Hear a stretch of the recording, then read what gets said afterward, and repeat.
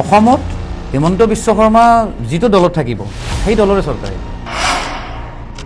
এইটো আজিকালি বিজেপি দালাল বুলিয়ে বহুতে কয় এইটো আমি কোৱা কথা নহয় ৰাইজে কয় এতিয়া কংগ্ৰেছ অহা দিন নাই কংগ্ৰেছ সেইটো কাৰণ আছে কংগ্ৰেছৰ অভাৰঅল যিটো মেৰুদণ্ড আছিল সেইটো ক'ৰবাত নহয় ক'ৰবাত হিমন্ত বিশ্ব শৰ্মাই ভাঙি পেলাইছে এটা সময়ত তেনেকুৱা হ'ব হয়তো ৰাইজৰ দল বা অসম জাতীয় পৰিষদ 1 নম্বৰত আহি যাব বিৰোধীৰ স্থান কংগ্ৰেছ শব্দটো যেতিয়ালৈকে থাকিব মই আকৌ কৈছোঁ তেতিয়ালৈকে অসমত বিজেপি থাকিব বা ভাৰতবৰ্ষত বিজেপি চৰকাৰ থাকিব আপোনাকতো বহুতে ফটোৱা বুলি কয় একাংশ ছোৱালী বাহিৰৰ পৰা আহে দেই মই বাহিৰৰ শব্দটো কৈছোঁ একজেক্টলি মই কোনো জেগাক মই ডিফাইন কৰি কোৱা নাই বাহিৰৰ পৰা আহি তেওঁলোকে পঢ়িব নাহে তেওঁলোকে নিজৰ কিতাপখন বেলেগক পঢ়ায় গুৱাহাটীৰ যিটো নাইট লাইফ এইটো ছেফ নহয় আপোনালোকৰ চেনেলৰ মাধ্যমেদি মই আজি আচল তথ্যটো দি আছোঁ ভিক্টৰ দাসে ইলেকশ্যনৰ আগদিনা ঘৈণীয়েকৰ ঘৰত আহি তামাম উৎপাত কৰিছে জুবিন গাৰ্গৰ ন্যায় মানে মাত মাতা সেইটো এটা কণ্টেণ্ট হয় পেইড কণ্টেণ্ট হয় জুবিন দাৰ যিমানকেইখন গাড়ী আছিলে চব শেখৰ জ্যোতি গোস্বামীয়ে ভাঙিছে শ্যামকণো মহন্ত কিমান থাৰ্ড ক্লাছ মানুহ মই আগতে কৈ থৈ দিছোঁ মানে মদ খুৱাব পাৰিব লাগিব পাৰ্টি খুৱাব পাৰিলেহে ইলেকশ্যনত জিকিব অঁ আজি যদি গৌৰৱ গগৈ লুৰিণজ্যোতি গগৈ বা অখিল গগৈ যদি লগ লাগি যদি এটা সম্পূৰ্ণ যদি এটা নতুন দল যদি আহে নহয় সেইদিনাখন কিন্তু বিজেপিৰ দিগদাৰ আছে নমস্কাৰ বহু দিনৰ পাছত পুনৰ 24 লাইভৰ বিশেষ অনুষ্ঠান আয়োজন কৰিছোঁ কেৱল আপোনালোকৰ বাবে আপোনালোকৰ মতামতৰ বাবে আৰু মই ইমদাদ আলীয়ে সকলোকে স্বাগতম আৰু ধন্যবাদ জনাইছোঁ পোনপ্ৰথমে কিন্তু আজি আমি এজন বিশেষ ব্যক্তিৰ লগত কথা পাতিম আপোনাৰো চিনাকি সকলোৰে চিনাকি আৰু মোৰ নিজৰ বন্ধু নিচিনাও হয় ককাই ভাই নিচিনাকৈ আমি থাকোঁ হ'লেও সামাজিকভাৱে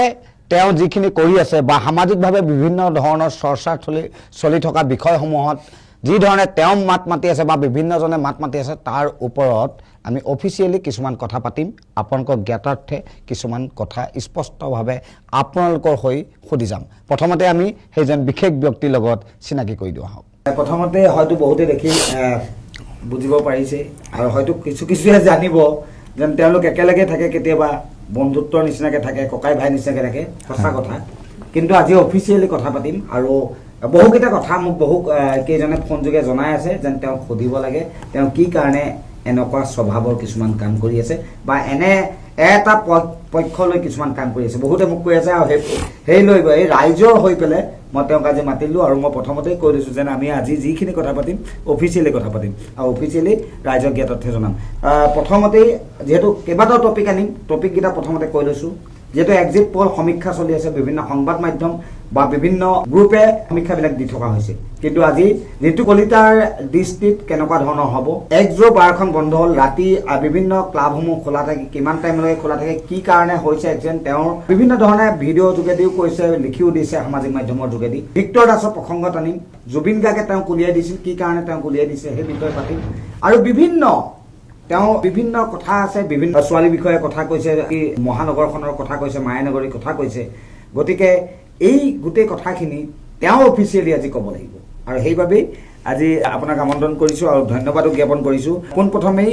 আমি নিৰ্বাচনৰ কথা পাতোঁ নিৰ্বাচনৰ কথা বিভিন্নজনে বিভিন্ন সমীক্ষা দি থকা হৈছে আৰু তাৰ মাজতেই আপোনাৰ ফালৰ পৰাও আমি জানিব বিচাৰিছোঁ কেনেকুৱা ধৰণৰ ৰিজাল্ট পাম বুলি ভাবিছে এইবাৰ পোনপ্ৰথমে 24 লাইভক মই ধন্যবাদ জনাইছোঁ মোক আকৌ নিমন্ত্ৰণ দিয়াৰ বাবে আৰু আপুনি যিমানখিনি টপিকৰ কথা ক'লে মইতো নাৰ্ভাছেই হৈ গৈছোঁ যি কি নহওক ৰাজনীতিৰ কথালৈ আহোঁ প্ৰথম একেবাৰে সংক্ষিপ্তকৈ ক'ম কথাটো হ'ল যোৱাকালি নে পৰহি এক্সিট পলৰ চবে সমীক্ষা দিছে বেলেগ বেলেগ চেনেলে বেলেগ বেলেগ ধৰণৰ সমীক্ষা দিছে আৰু এটা কথা দেখিছোঁ যে যিবোৰ চেনেলে এটা ধৰক নিৰ্দিষ্ট ৰাজনৈতিক দলক ছাপোৰ্ট কৰে তেওঁলোকৰ মতে সেই দলটো মানে শাসনত আহিব কিছুমানে কংগ্ৰেছৰ যিটো মিত্ৰজোঁট সেইটোক ছাপোৰ্ট কৰি সমীক্ষা দিছে আৰু কিছুমানে ধৰক নিৰপেক্ষ সমীক্ষা কাৰো নাই আপুনি ক'ব বিচাৰিছে নাই মই অসমৰ যিকেইটা ধৰক নিউজ চেনেল আছে তেওঁলোকে মোটামুটি কিবা এটা পক্ষ লৈ পেলাই সমীক্ষা দিছে বা এক্সিট পল দিছে নিউজ চেনেলসমূহে পক্ষ লৈ পেলাই সমীক্ষা দিয়া হয় নহয় সেইটো আপুনি কথাটো চাওক বস্তুবিলাক কি হয় এতিয়া মই ধৰক কৰবাত নহয় কৰবাত ধৰক চৰকাৰখনক যদি ছাপোৰ্ট কৰোঁ তো মোৰ যিটো নেটৱৰ্ক বা মোৰ যিখিনি মানুহৰ লগত কানেকশ্যন আছে সেইখিনি অভিয়াছলি তেনেকুৱা ধৰণৰে মানুহ চৰকাৰক ছাপোৰ্ট কৰা মানুহ মই তেওঁলোকৰ লগত যেতিয়া কথা পাতিম মোৰ ব্ৰেইনত এইটো ইষ্টাব্লিছ হৈ যাব যে এইখন চৰকাৰে আহি আছে এতিয়া আপোনাক সোধা আগতো কথা এটা গতিকে যাৰ যি ধৰণৰ চিন্তাধাৰা সেই ধৰণে সমীক্ষা দিছে কিন্তু কথাটো হ'ল মই এইটো কথা চিয়'ৰ যে অসমত হিমন্ত বিশ্ব শৰ্মা যিটো দলত থাকিব সেই দলৰে চৰকাৰ আহিব আৰু মই আগতে এই এক্সিট পল নাহাৰ আগতেও মই এটা বিজেপি চৰকাৰ আহিব আপুনি স্পষ্ট হৈ কৈছে বৰ্তমান বিজেপি চৰকাৰ আহিব যেনেকৈ কিনক তেওঁ আনিব এটা কথা চিয়'ৰ যে লাগিলে UDF-ৰ ছিটকেইটাও তেওঁ কিনি দিব কিনিব বুলি কোৱাত ভুল হৈছে এইটো এটা মানে ধৰক বুজাবুজি কৰিব পাৰে মুখত ওলাই গৈছে আপুনিতো আজিকালি বিজেপিৰ দালাল বুলিয়ে বহুতে কয় এইটো আমি কোৱা কথা নহয় ৰাইজে কয় আচলতে কি জানেনে এতিয়া ধৰক মই ভোট দিম আপুনিও ভোট দিয়ে আৰু মই ধৰক কোনোবা এটা ৰাজনৈতিক দলক ছাপোৰ্ট কৰিছোঁ বা ৰাজনৈতিক দলক ছাপোৰ্ট কৰি কোনোবা এজন নেতাক মই ভোট দিছোঁ মই কিয় দিছোঁ মোৰ দৃষ্টিত সেই মানুহজন ভাল বুলি ভাবিছোঁ বা সমাজৰ কাৰণে উপকাৰী বুলি মোৰ দৃষ্টিত ভাবিছোঁ গতিকে মই সেইকাৰণে তেওঁক ভোট দিছোঁ ঠিক আছে আপুনিও ঠিক তেনেকৈ কোনোবা এজনক ভোট দিছে এতিয়া কথাটো হ'ল মই যিহেতু ছ'চিয়েল মিডিয়াত অকণমান সক্ৰিয় গতিকে মোক মানুহে বিচাৰে যে ৰাজনৈতিক দুই এটা বিশ্লেষণ দিম ঠিক আছে কিন্তু কথাটো হ'ল মই এটা দলক ছাপোৰ্ট কৰিছোঁ মানে কোনোবা এজন নেতাক ভোট দিছোঁ সেইটো কথা যদি মই মুখেদিও কৈছোঁ যে মই ভোট দিছোঁ মই কিয় সেই দলটোক ভাল পাওঁ বা সেই নেতাজনক কিয় ভাল পাওঁ তেতিয়াহ'লে মই দালাল হৈ গ'লোঁ কথাটো হ'ল মই ভোট দিছোঁ মই ভাল পাওঁ সেইটো মই অপেনলি কৈছোঁ আৰু এজনক যদি মই ছাপোৰ্ট কৰিছোঁ তাৰপিছত ছ'চিয়েল মিডিয়াত আহি যদি মই দুইমুখীয়া কথা পাতোঁ তেতিয়াহ'লেতো নহ'ব মই যাক ভোট দিছোঁ মই ভোট দিয়া বুলি কৈছোঁ যাক ছাপোৰ্ট কৰোঁ তাক কৰা বুলি কৈছোঁ মই সামাজিক মাধ্যমতো কৈছোঁ নিৰপেক্ষ কোনো নহয় আপোনাৰ মতে চব পক্ষপাতি নিৰপেক্ষ শব্দটোৱে একচুৱেলি সেইটো ভুল শব্দ না ভুল শব্দ সেইটো চবতকৈ ভুল শব্দ এটা গ্ৰেটেষ্ট মানে এটা লাই ক'ব গ'লে মিছা শব্দ হ'ল নিৰপেক্ষ আজি কোনোবাই যদি কয় মই কংগ্ৰেছকো ছাপোৰ্ট নকৰোঁ বিজেপিকো ছাপোৰ্ট নকৰোঁ তাৰমানে কোনো কাকো ছাপোৰ্ট নকৰে মানে কি তেওঁ নিজৰ আইডিঅলজিক ছাপোৰ্ট কৰে আল্টিমেটলি তেওঁ স্বাৰ্থপৰে হয় বা তেওঁ পক্ষপাতিয়ে হয় নিজৰ মানে শব্দটো এইটো মিছা শব্দ এটা গৌৰৱ গগৈ নে হিমন্ত বিশ্ব আপুনি অলৰেডি হিমন্ত বিশ্ব নাই এইটোতো গৌৰৱ গগৈৰ কথা আপুনি নেতা নাই মানে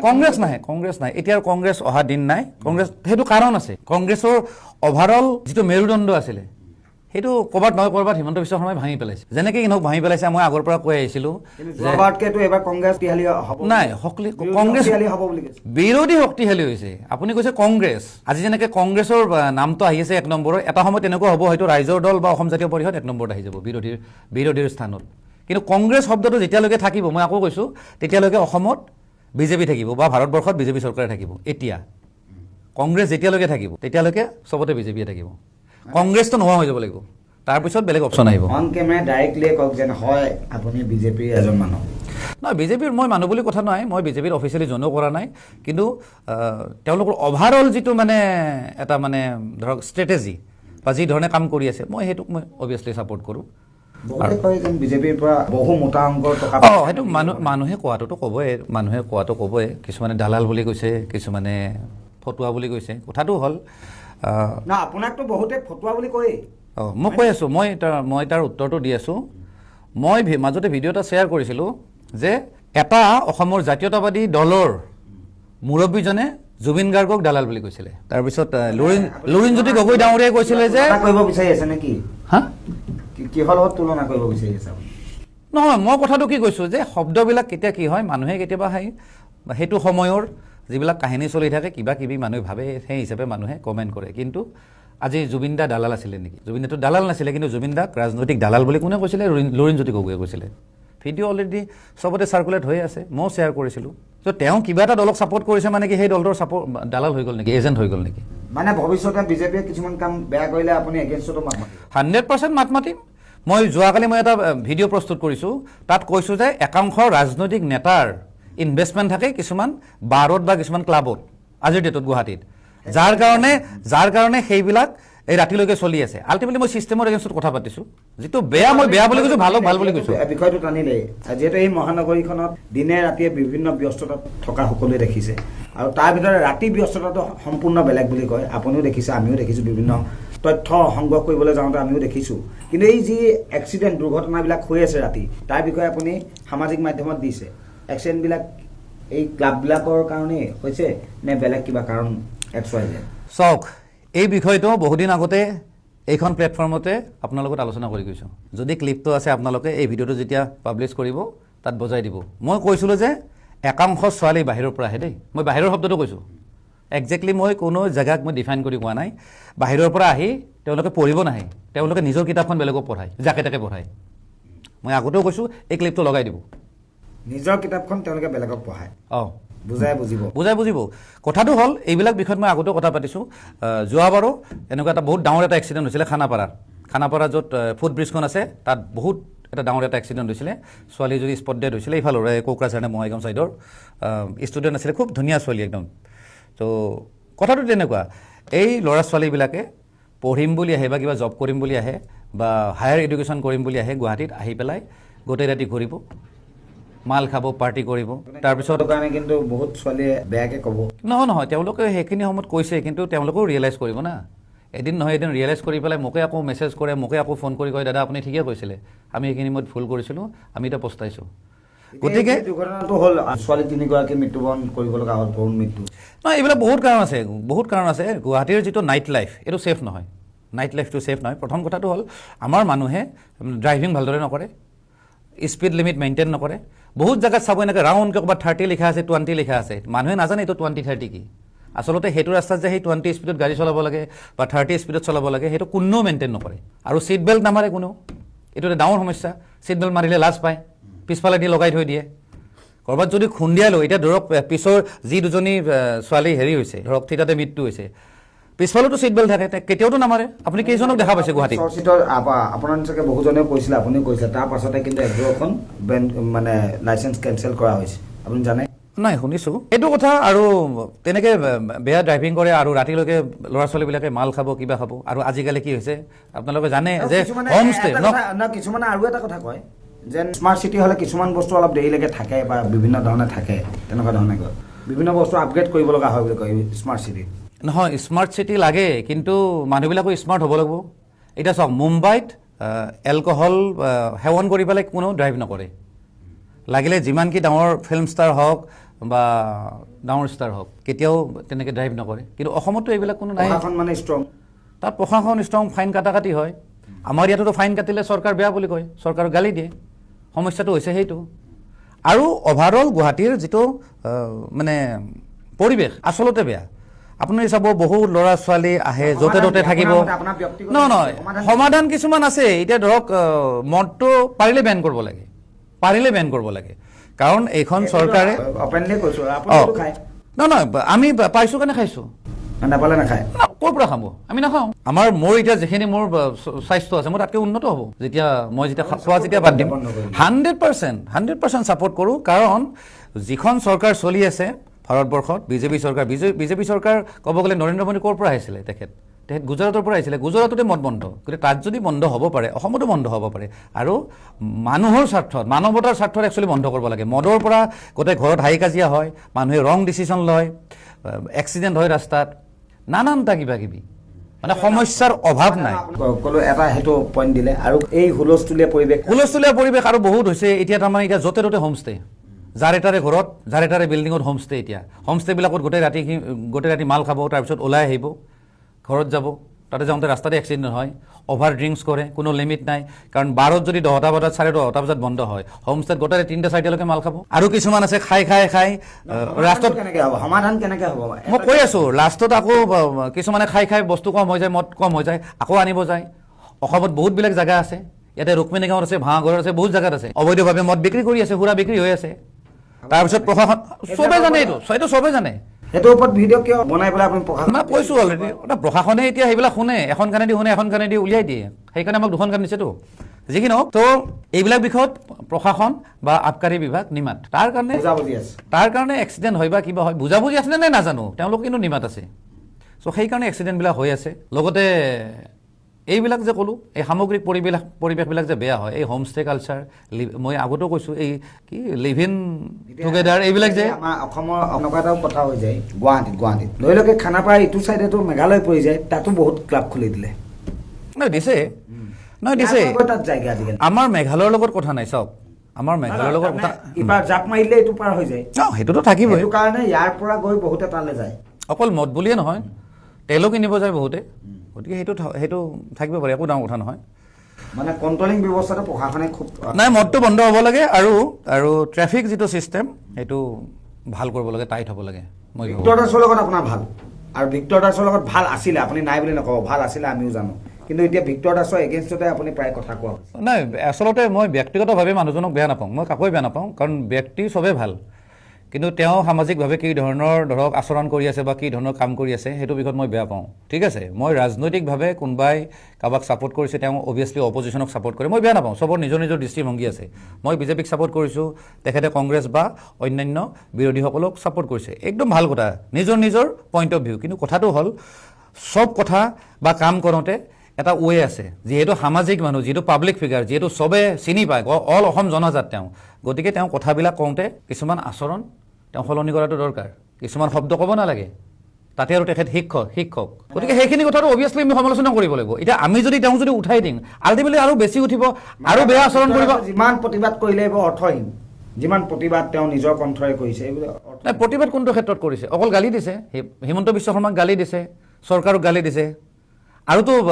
অসমৰতো সমস্যা ঢেৰ আছে, বেলেগ বিষয়তো মই মাত মতা দেখা নাই। কেতিয়াবা হিমন্ত বিশ্ব শৰ্মাক গালিব, কেতিয়াবা পীযুষ হাজৰিকাক গালি পাৰিব, কেতিয়াবা হেমন্ত চৌধুৰীক গালি পাৰিব। অকল কি গালি পাৰিলে কি চিষ্টেম চেঞ্জ হ'ব নেকি? ভিক্টৰ দাসক ষড়যন্ত্ৰ কৰি বিজেপি চৰকাৰখনে কোনেও ষড়যন্ত্ৰ কৰা নাই, মিছা কথা। মই আপোনাক প্ৰুফ দি আছোঁ, ভিক্টৰ দাসে যিমান দিন গালি পাৰি আছিলে, বেয়া শব্দ দি গালি পাৰিছে, তাৰ ভিত্তিত কিন্তু ভিক্টৰ দাসক জেলত পঠিওৱা নাই। ভিক্টৰ দাসে ক'ৰবাত নহয় ক'ৰবাত ভুল কৰিছে, সিদিনাখন ভুল কৰিছে, CIDৰ গাড়ীৰ ওপৰত হাত দিছে, যিটো একেবাৰে বেয়া কথা, হয়নে নহয়? ছেকেণ্ড কথাটো হ'ল সিদিনাখন মানুহে ঘৰ তাতে গৈ উৎপাত কৰিছে, মই সেই মানুহ ঘৰৰ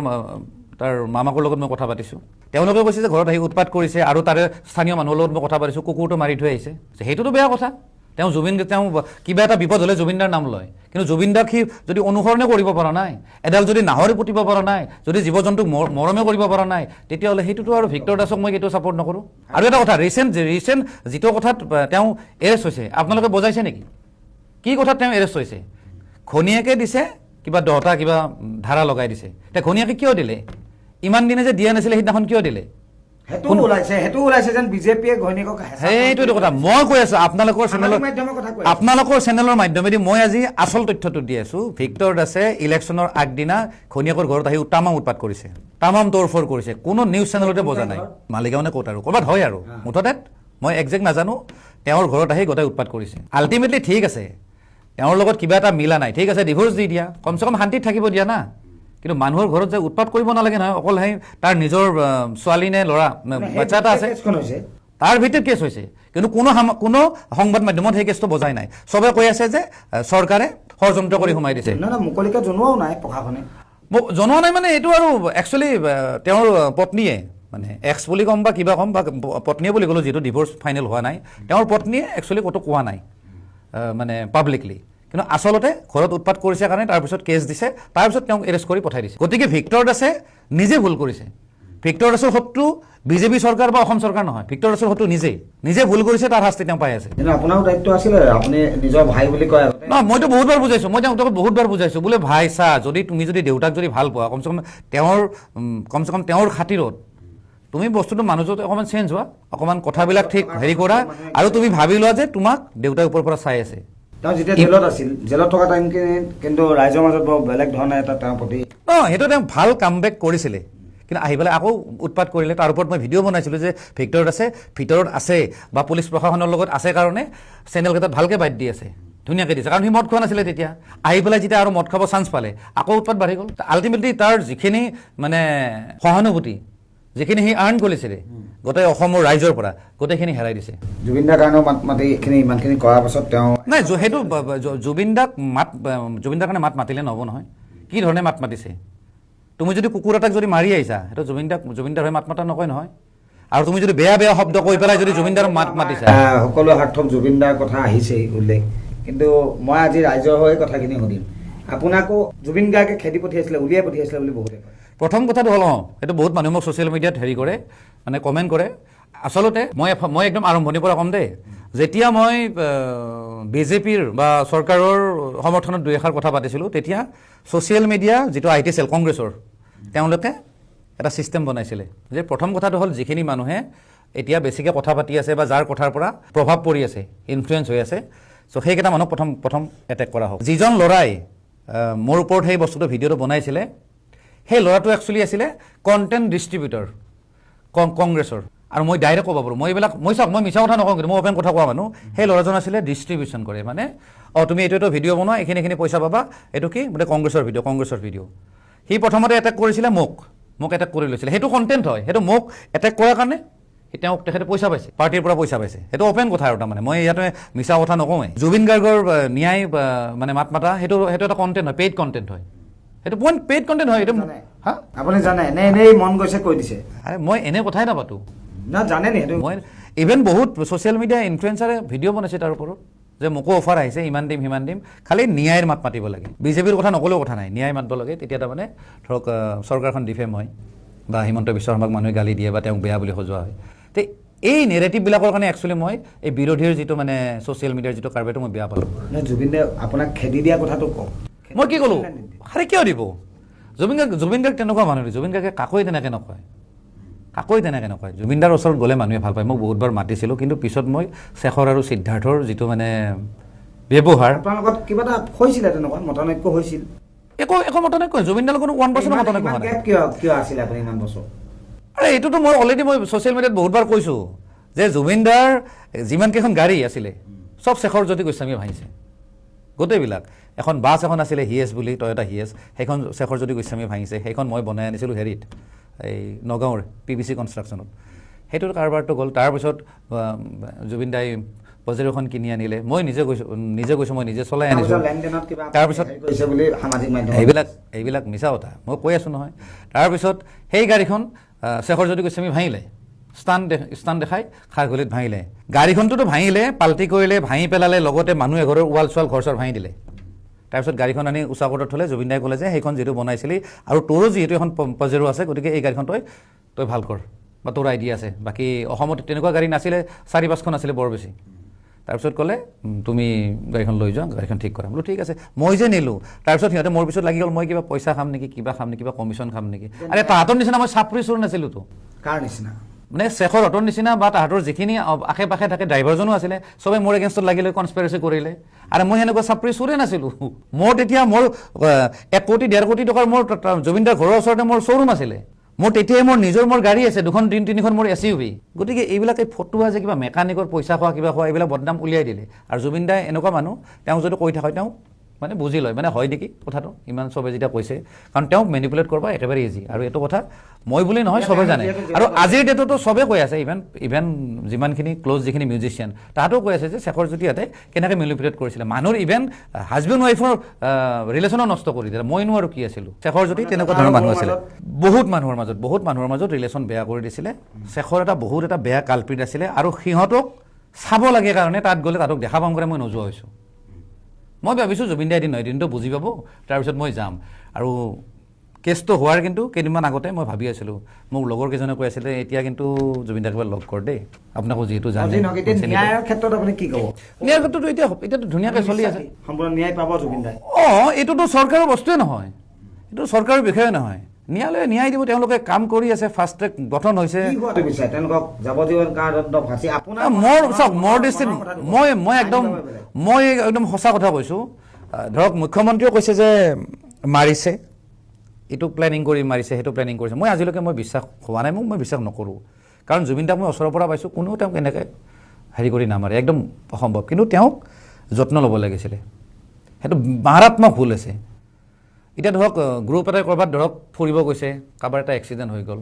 গতিকে বাকী তাৰ নেগলিজেঞ্চিৰ কাৰণে ধৰক কোনোবা এজনে ঢুকালে ইমান ডাঙৰ পানিছমেণ্ট নহয় কিন্তু কথাটো হ'ল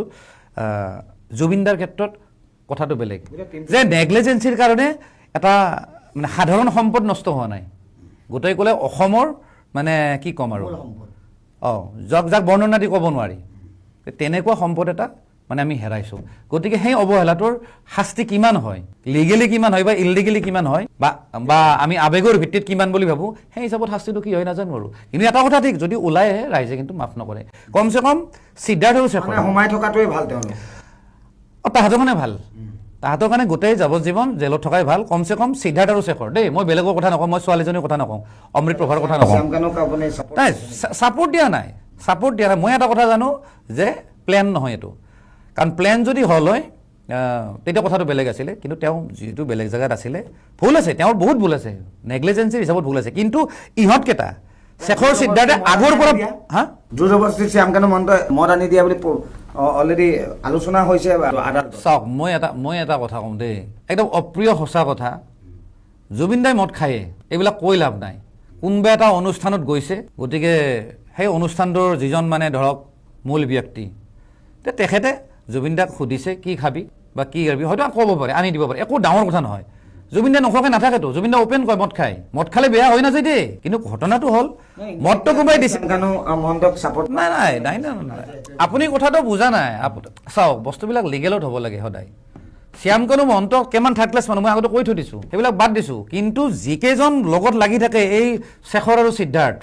ইহঁতৰ একদম বেলেগ দায়িত্ব আছিল। সিহঁতে পৰিৱেশটো সেইদিনা বনাব লাগিছিলে, বোলে আজি আমি নাযাওঁ, পাৰ্টিটো কেঞ্চেল কৰি দিয়ে ভাই, কিবা শেষ কৰিম। তাৰ আগতে একদম খুব শ্বৰ্টকে কেইটামান কথা পাতিম। আপুনি ভৱিষ্যতৰ পৰিকল্পনা আছে বুলি কয় বহুতে, পলিটিকেলি আপুনি? নাই নাই, তেনেকুৱা নাই। ৰাজনীতিত গ'লে মানুহজন বেলেগ হ'ব লাগিব, টকা পইচা থাকিব লাগিব। কাৰণ টকা পইচা নাই নেকি? মানুহক পতাব জানিব লাগিব, মদ খুৱাব লাগিব, পাৰ্টি কৰাব লাগিব, তেতিয়াহে ইলেকশ্যনত জিকিম। মানে মদ খুৱাব পাৰিব লাগিব, পাৰ্টি খুৱাব পাৰিলেহে ইলেকশ্যনত জিকিম? যোনে ভোট দিব সেই তেওঁক পইচা দিব লাগিব, 500,000 টকাকৈ দিব লাগিব পাৰ হেড। এতিয়া চবেই মানে তেনেকুৱা 2 নম্বৰ কৰিয়ে জিকি আছে। কিয় আপোনালোকে কি নিউজ নাপায় নেকি যে ৰাতি আমুকত ধৰা পৰিছে, তামুকত ধৰিছে? এইবাৰ যে কোড অফ কণ্টাক্ট যে লগায়, কিহৰ কাৰণে লগায়? এই যে ৰাতি চব পাৰ্টি, আপোনাৰ পাৰ্টিক ৰখাই চব পাৰ্টি। মোৰ পাৰ্টি বুলি কোনো নাই। মই কোনো অফিচিয়েলি মই কোনো পাৰ্টিত জইন কৰা নাই। চব পাৰ্টিয়ে পইচা খুৱাই মানুহক। আৰু কথাটো হ'ল আমাৰ সমাজখনে তেনেকুৱা, আমি বিক্ৰী হৈ যাওঁ। গতিকে আমি যাৰ পৰা পাওঁ আমি তেওঁৰ গুণ গাওঁ। 4 তাৰিখে মোটামুটি আপোনাক যিসকলে কৈ থাকে বিজেপিৰ দালাল, আপোনাৰ বিজেপি চৰকাৰ আহিব। চাওক, অভাৰঅল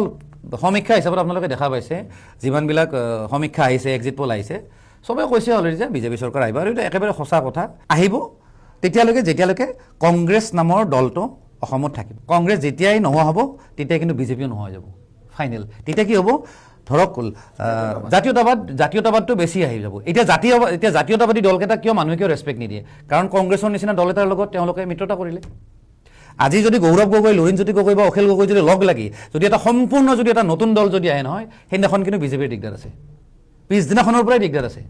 কিন্তু চবে নিজৰ এক্সিষ্টিং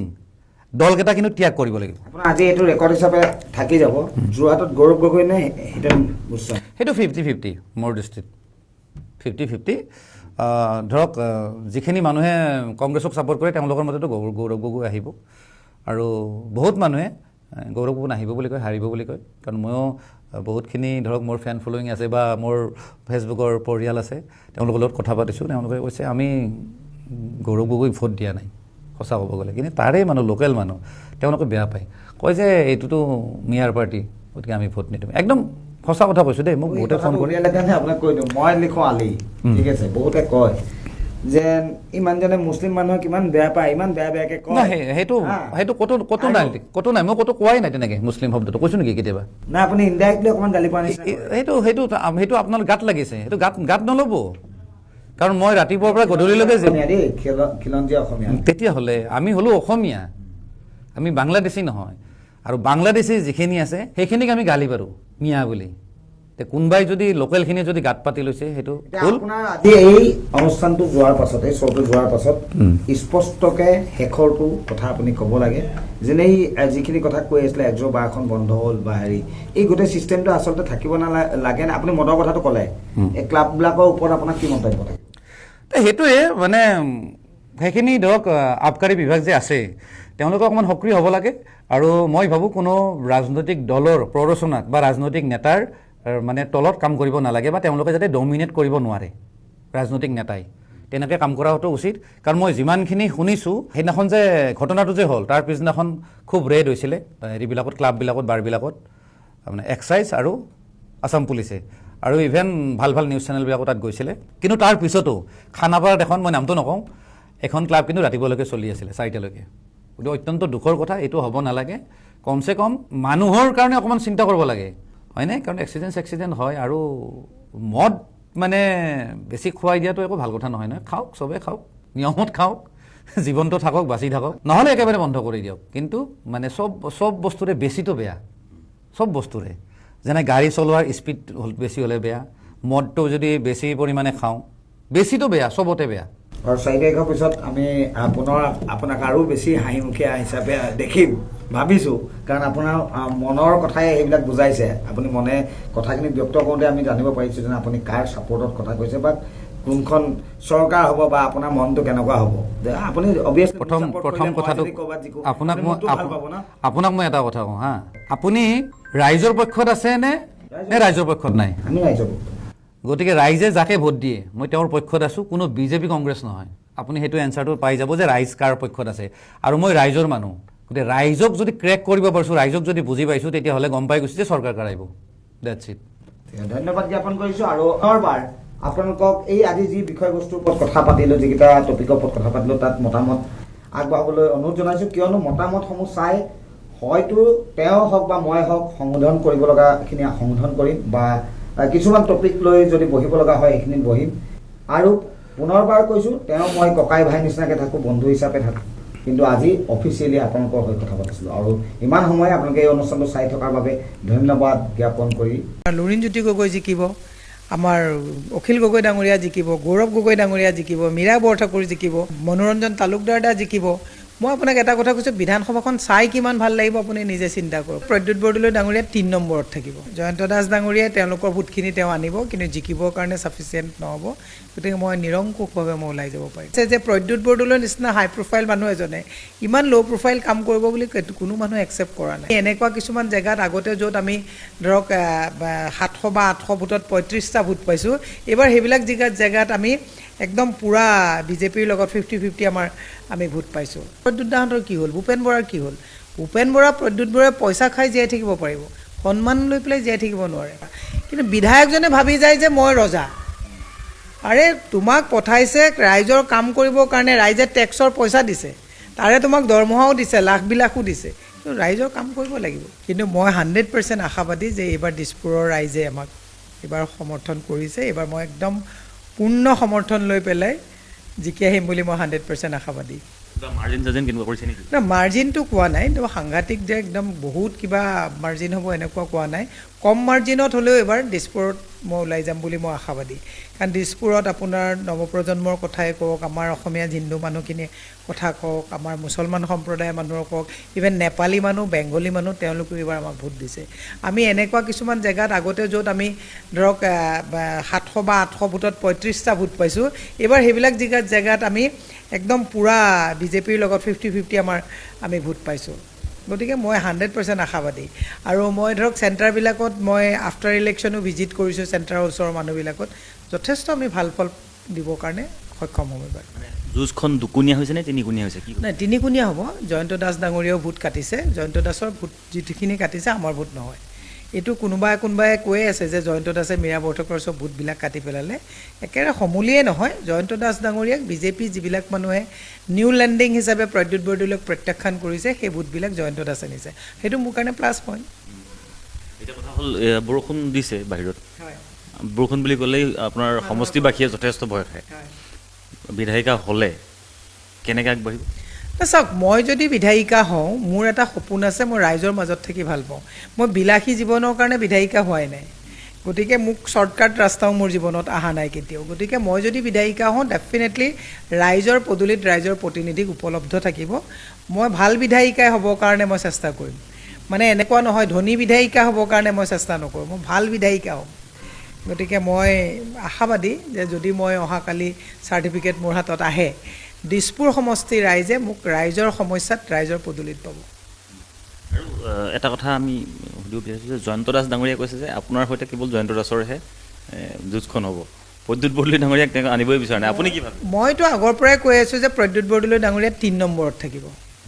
গতিকে জয়ন্ত দাস ডাঙৰীয়াই তেওঁলোকৰ ভোটখিনি তেওঁ আনিব কিন্তু জিকিবৰ কাৰণে ছাফিচিয়েণ্ট নহ'ব গতিকে মই নিৰংকুশভাৱে মই ওলাই যাব পাৰিম প্ৰদ্যুৎ বৰদলৈ ডাঙৰীয়া তেখেতে মানে সমষ্টিত মানে মানুহৰ মানে মাজলৈ আহিব প্ৰদ্যুৎ বৰদলৈ ডাঙৰীয়াৰ জেগাত যদি XYZ কোনোবা মানুহ যদি হ'লহেঁতেন মানুহে তেতিয়াহ'লে একচেপ্ট কৰিলেহেঁতেন কিন্তু প্ৰদ্যুৎ বৰদলৈ ডাঙৰীয়াই সেই পাৰ্টিটোত যিটো পাৰ্টিত জইন কৰিছে চাৰ্জশ্বিট উলিয়াই থৈ গৈছিলে যে বহুত বেয়া পাৰ্টি বহুত বেয়া মুখ্যমন্ত্ৰী বহুত কৰাপ্টেড পাৰ্টি বুলি কৰি থৈ গৈছিলে মানুহে চাইছে বিজেপি মানুহেও বেয়া পাইছে যে তুমি কালিলৈকে আমাক ইমান বেয়া বুলি কৈছা আমাৰ ওপৰত অভিযোগ উলিয়াইছা প্ৰিণ্টেড অভিযোগ 12 লাখ এতিয়াও দিছপুৰ থানাত আমাৰ চিজ কৰা হৈ আছে গতিকে দিছপুৰবাসীৰ ৰাইজেও বেয়া পাইছে যে প্ৰদ্যুৎ বৰদলৈৰ নিচিনা হাই প্ৰফাইল মানুহ এজনে ইমান ল' প্ৰফাইল কাম কৰিব বুলি কোনো মানুহে একচেপ্ট কৰা নাই। ময়ো প্ৰদ্যুৎ দাক বহুত হাই প্ৰফাইল লিডাৰ হিচাপে সদায় ৰেচপেক্ট কৰি আহিছিলোঁ। প্ৰদ্যুৎ বৰদলৈ ডাঙৰীয়াই যেতিয়া এই কামটো কৰিলে মানুহে কাক বিশ্বাস কৰিব? মানুহে বিশ্বাস বোলা শব্দটোৰ প্ৰতি মানুহৰ বৃহৎ প্ৰশ্নবোধক আহি গ'ল। কালি মোক কোনোবাই সুধিছে যে আপোনালোক যদি জিকে বা আপোনালোকলৈ বিজেপিৰ কোনোবাৰ ফোন আহিছে নেকি? কুৱেশ্যন ডাজ নট ৰাইজ, কিয় আহিব? মই যদি কাইলৈ যিমান ভোট পাম ৰাইজে মোক কি বুলি দিছে, হয় কংগ্ৰেছ বুলি দিছে, মীৰা বৰঠাকুৰ বুলি দিছে, কিয় ভোট আকৌ আমাক জিকাৰ পিছত আকৌ বেলেগৰ পাৰ্টিৰ পৰা ফোন আহিব? সমোলনছে নাহে। মই এটা কথা আপোনাক ডাঠি ক'ব পাৰোঁ আৰু সকলোকে মই এটা কথা ক'ব বিচাৰোঁ যে দলে যাক টিকেট দিছে আমি আমাৰ নিজৰ ৰুটটো বুজি পাব লাগিব যে মই আজি যে নেতৃত্ব ল'ব পৰা অৱস্থাটো মোক কোনোবা এটা দলে দিছে দেই। এই দলটোক যি প্ৰতাৰণা কৰিব, আজি প্ৰদ্যুৎ দাহঁতৰ কি হ'ল, ভূপেন বৰাৰ কি হ'ল? ভূপেন বৰা প্ৰদ্যুৎ বৰাই পইচা খাই জীয়াই থাকিব পাৰিব, সন্মান লৈ পেলাই জীয়াই থাকিব নোৱাৰে। গতিকে চবতছে ডাঙৰ কথাটো হৈছে মানুহৰ স্বাভিমান আৰু আত্মসন্মান। গতিকে মই সকলো কেণ্ডিডেটকে এটা কথা কৈছোঁ, বহুতে ক'ব বিচাৰে যে যদি জিকি যায় হিমন্ত বিশ্ব শৰ্মাই হৰ্চ ট্ৰেডিং কৰি কিনি লৈ যাব নেকি? দুৰ্ভাগ্যজনক কথা। এনেকুৱা চিন্তা আহিব নালাগে, এনেকুৱা চিন্তা নাহে। মই 100% আশাবাদী গৌৰৱ গগৈ ডাঙৰীয়াৰ নেতৃত্বত এই কথাটোৰ অৱকাশ নাই। এতিয়া যিহেতু গৌৰৱ গগৈ ডাঙৰীয়াৰ কথা আপুনি কৈছে যে আমি সমজুৱাভাৱে যদি চাওঁ, গোটেই অসমখনৰ কথা যদি চাওঁ, বিৰোধী মিত্ৰজোঁটৰ আশাটো কেনেকুৱা দেখিছে আপুনি? একদম ভাল হ'ব। আপোনাৰ লুৰিণজ্যোতি গগৈ জিকিব, আমাৰ অখিল গগৈ ডাঙৰীয়া জিকিব, গৌৰৱ গগৈ ডাঙৰীয়া জিকিব, মীৰা বৰঠাকুৰ জিকিব। আপুনি নিজে চিন্তা কৰক, আপোনাৰ মনোৰঞ্জন তালুকদাৰ দা জিকিব। মই আপোনাক এটা কথা কৈছোঁ, বিধানসভাখন চাই কিমান ভাল লাগিব আপুনি নিজে চিন্তা কৰক। গোটেইকেইটা মানুহে এটা ভাৱমূৰ্তি লৈ পেলাই বিধানসভাত এণ্ট্ৰি কৰিব, ৰাইজৰ হৈ তাত মাতিব। ৰাইজক মানে কথা ক'লে পুলিচ লগাই দিয়া অংকটো তাত নচলিব, কাৰণ ৰাইজৰ প্ৰতিনিধিহে যেনেকৈ আমি ঠিকাত ঠিকলি কৰিলে এজন মানুহে টেণ্ডাৰ মাৰে ঠিকা কৰে, এই ৰাইজেও তেওঁক পঠাইছে প্ৰতিনিধি যে আমি টেক্স দিছোঁ, তুমি যোৱা আমাৰ ৰাস্তা ঠিক কৰা, নলা নৰ্দমা ঠিক কৰা, আমাৰ কৃত্ৰিম বানপানীৰ সমস্যা ঠিক কৰা। কিন্তু বিধায়কজনে ভাবি যায় যে মই ৰজা। আৰে তোমাক পঠাইছে ৰাইজৰ কাম কৰিবৰ কাৰণে, ৰাইজে টেক্সৰ পইচা দিছে, তাৰে তোমাক দৰমহাও দিছে, লাখবিলাকো দিছে, কিন্তু ৰাইজৰ কাম কৰিব লাগিব। গতিকে সেই কথাটো চিন্তা কৰা বিধায়কবিলাক যেতিয়া বিধানসভাত সোমাব, মই দিছোঁ কোৱা কথাটো অৱকাশ থাকিব নেকি? ৰাইজে দিছে, ৰাইজে পঠাইছে, ৰাইজৰ হৈ কাম কৰিব লাগিব। সেই চিন্তা থকা বিধায়কবিলাক যেতিয়া বিধানসভাত সোমাব, তেতিয়া ৰাইজৰ হৈ মাত মাতিবলৈ কিমান ভাল হ'ব। মই আশাবাদী যে গৌৰৱ গগৈ নেতৃত্বত চৰকাৰ হ'ব আৰু দিছপুৰ সমষ্টিৰ ৰাইজে এবাৰ দিছপুৰত আমাক বহাব আৰু দিছপুৰ সমষ্টিৰ ৰাইজৰ প্ৰত্যেকটো অসুবিধা, প্ৰত্যেকটো সমস্যা, ৰাতি 12টা বজাত যদি সমস্যা হয়, মই যদি ফোন পাওঁ, মই 12:30 দিছপুৰ সমষ্টিৰ ৰাইজৰ সন্মুখত উপস্থিত থাকিম বুলি প্ৰতিশ্ৰুতিবদ্ধ। শেষত সুধিছোঁ, কাইলৈ দিনটো কেনেকৈ মানে থাকিব? কাইলৈ তাত আপুনি কাউণ্টিং? কাইলৈ মই ৰাতিপুৱা 6:30 বজাৰ পৰা তাত থাকিম, টিল এণ্ড অফ দ্য ইলেকশ্যনৰ যিটো কাউণ্টিং খতম হোৱালৈকে মই থাকিম আৰু একদম চাৰ্টিফিকেট লৈ অহালৈকে মই তাত উপস্থিত থাকিম। আৰু যাতে মোৰ হৈ মানে মই কাৰোবাক মানে কাউণ্টিং এজেণ্টক তাক দি দিছোঁ আৰু তেওঁলোকে কাম কৰিব নহয়, মোৰ কাউণ্টিং এজেণ্টসকল যিসকল থাকিব তেওঁলোকৰ মনোবল বৃদ্ধি কৰিবৰ কাৰণে 6:30 পৰা একদম শেষ পৰ্যায়লৈকে মই তাত উপস্থিত থাকিম। তো আশাটো থাকিব আৰু আশাটো থাকিব, কিন্তু ভালকৈ মানে যুদ্ধ কৰিব পাৰিলোঁ আৰু মানে একদম মনৰ হেঁপাহেৰে যুদ্ধ কৰিব পাৰিলোঁ, এইটো ভাল লগা কথা মোৰ কাৰণে। মুঠতে জালুকবাৰীৰ ৰাইজে এইবাৰ আপোনাক ভোট দিয়ে বুলি আপুনি ভাবে? জালুকবাৰীৰ ৰাইজে গণতন্ত্ৰ ৰক্ষাৰ কাৰণে ভোট দিছে। জালুকবাৰীৰ ৰাইজে দুৰ্নীতিপৰায়ণ মুখ্যমন্ত্ৰীজনৰ দুৰ্নীতিৰ বিৰুদ্ধে যুঁজ দিছে। জালুকবাৰীৰ ৰাইজে মুখ্যমন্ত্ৰী হিমন্ত বিশ্ব শৰ্মা ডাঙৰীয়া আৰু তেখেতৰ পত্নী ৰিণিকী ভূঞা শৰ্মা ডাঙৰীয়ানীয়ে যি ধৰণে অগাধ সম্পত্তিৰ পাহাৰ কৰিছে, মানুহক জুৰুলা কৰিছে, পাহাৰ কাটিছে, য'ত ত'ত ৰিজৰ্ট খুলিছে, বাগান খুলিছে, জালুকবাৰীত যি ধৰণে চিণ্ডিকেট হৈছে, জালুকবাৰীত যি ধৰণে মাটিবোৰ অবৈধভাৱে দখল কৰা হৈছে বিজেপিৰ নেতাপালি নেতাৰ দ্বাৰা, সেইবোৰৰ বিৰুদ্ধে জালুকবাৰীত এইবাৰ ৰাইজে ভোট দিছে। জালুকবাৰীৰ ৰাইজে এবাৰ অকল জালুকবাৰীৰ কথা ভবা নাই, গোটেই অসমৰ কথা ভাবিছে। অসমৰ সৰ্বাংগীন উন্নতিৰ কাৰণে এনেকুৱা এনেকুৱা ধৰণৰ দুৰ্নীতিপৰায়ণ এজন মুখ্যমন্ত্ৰীৰ বিৰুদ্ধে এখন চৰকাৰৰ বিৰুদ্ধে জালুকবাৰীৰ ৰাইজে একেলগে থিয় হৈছে আৰু ভোট দিছে। 4 মে'ক লৈ আপোনালোক আশাবাদী? 4 মে'ক লৈ এক্সিট পলত এখন বেলেগ ছবি আমি দেখিবলৈ পাইছোঁ। এক্সিট পল আৰু কেনেকৈ মানে একে হ'ব? এক্সিট পলটো একজেক্ট নহয়। আৰু ঠিক আছে, এতিয়া এক্সিট পলবিলাক দি আছে, আপোনালোকে জানে, মিডিয়া বহুতবিলাক মিডিয়া চেনেল, গদি মিডিয়া শব্দটো ক'ৰ পৰা ওলালে, কেনেকৈ ওলালে, কেনেকৈ পলবিলাক কেনেকৈ কৰা হৈছে। ইভেন আমাৰ জালুকবাৰীত যেতিয়া ইণ্ডিয়া টুডে এটা সমীক্ষা দিছিলে, সেই সমীক্ষা ইণ্ডিয়া টুডে পেজৰ পৰা আঁতৰাই দিয়া হ'ল। এইবিলাক বস্তু ৰাইজে চাই আছে। ঠিক আছে, এতিয়া যেনেকৈ দিছে আৰু অহা 4 মে' তাৰিখে অসমৰ ৰাইজে, ভাৰতৰ ৰাইজে গম পাব যে একচুৱেলি অসমত কি হৈছে, অসমত ৰাইজে কাৰ পক্ষে ভোট দিছে। শুভেচ্ছা থাকিল বাইদেউ আপোনাক। Thank U.